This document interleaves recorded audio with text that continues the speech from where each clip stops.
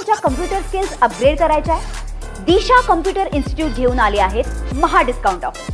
आता कोणताही कोर्स करा फक्त 1800 रुपयांमध्ये. नाही, मला वाटतं महाराष्ट्रात मोटर वाहन कायदा आहे आणि या मोटर वाहन कायद्यानुसार तुम्हाला प्रत्येक रिक्षा चालक असेल, टॅक्सी चालक असेल, त्याला रिक्षाचं परमिट असेल किंवा रिक्षा टॅक्सीचा बॅच असेल, याच्यासाठी मराठीचं ज्ञान असणं आवश्यक आहे. हा काय काल आजचा आणि उद्याचा निर्णय नाही आहे. वर्षानुवर्ष हा 1988च्या अगोदरपासूनचा मोटर वाहन कायदा आहे, तेव्हापासूनचा हा नियम आहे. प्रताप सरनाईक साहेबांचं अभिनंदन एवढ्यासाठीच की त्यांनी आता हे ठोसपणे राबवण्याचं ठरवलेलं आहे. आणि याला मला दिसतं की परप्रांतीयातले रिक्षा किंवा टॅक्सी चालक यांचा विरोध नाही आहे. भैयांचा ठेका घेतलेला ठेकेदार, मग ते संजय निरुपम असेल नाहीतर इतर कोणी असेल, हेच फक्त विरोध करताना दिसत आहे. अनेक परप्रांतीय रिक्षा चालक आणि टॅक्सी चालकसुद्धा आमच्याकडे येत आहेत आणि मी मराठी बोलतो, मला मराठी समजते आणि या माझ्या रिक्षात बसा अशा स्टिकर त्यांनी स्वतःच्या रिक्षावरती लावून घेतलेले आहेत.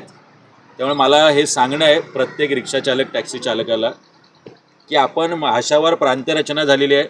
प्रत्येक राज्यामध्ये त्या भाषेचा मान ठेवणं आणि तुम्ही जर इथे नोकरी धंद्याला येत आहे, तुम्ही तुमचं कुटुंब घेऊन येत आहे, तुमची मुलं बाळं इथे आहेत, एक सुरक्षित वातावरण महाराष्ट्र तुम्हाला देत आहे, तर त्याची मातृभाषा मराठी शिकायला, वाचायला आणि बोलायला मला वाटतं कुणालाही अडचण नसावी, एवढाच एक मेसेज देण्याचा प्रयत्न आजच्या आमच्या माध्यमातून आम्ही करतो.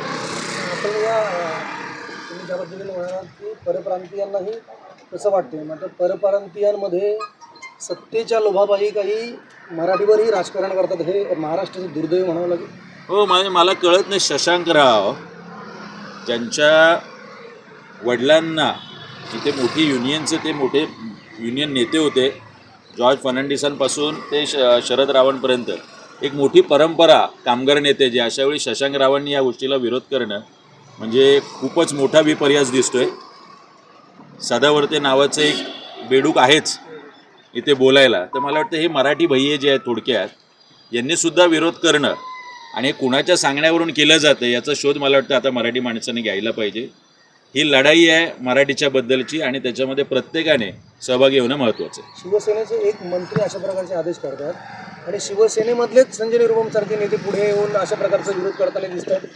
मला वाटतं आता एकनाथ शिंदे साहेबांनी याचा योग्य तो विचार केला पाहिजे आणि सगळ्यात पहिल्यांदा हे संजय निरुपम आणि अबू आझमीसारखी जी मंडळी आहेत यांनाच महाराष्ट्रातून हाकलून दिलं पाहिजे, तरच अशा पद्धतीने बोलण्याची हिंमत या महाराष्ट्रामध्ये संजय निरुपमसारखे फडतूस माणसं करू शकणार नाही. शेवटी एक आहे की इतर राज्य म्हणजे तामिळनाडू असो, कर्नाटक असो, आपली भाषा टिकावी, आपली संस्कृती टिकावी म्हणून सर्वपक्षीय नेते एकत्र येतात आणि अशा प्रकारच्या गोष्टी करतात. महाराष्ट्राचं काय हे दुर्दैव आहे की केवळ सत्तेच्या लोभापायी म्हणजे भाषेच्या रचनेलाही, भाषेच्या सक्ती कसली हो, भारतीय महाराष्ट्राची भाषा महाराठी आहे आणि अशा वेळेला या अशा प्रकारचं हे दुधाभाव किंवा वेगळेपणा दाखवण्याचा प्रयत्न सत्तेच्या लोभापायी हा करंटपणा म्हणावा. महाराष्ट्रात महाराजांपासूनचा इतिहास आपल्याला आहे, फितुरांची मोठी परंपरा आपल्याला आहे, त्यामुळे हे मराठी भाषेचे फितूर आपल्या आजूबाजूला वावरताना अनेकदा दिसतात.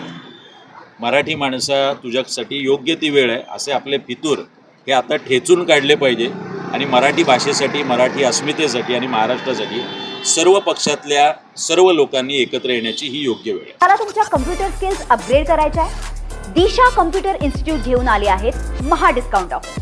आता कोणताही कोर्स करा फक्त 1800 रुपयांमध्ये.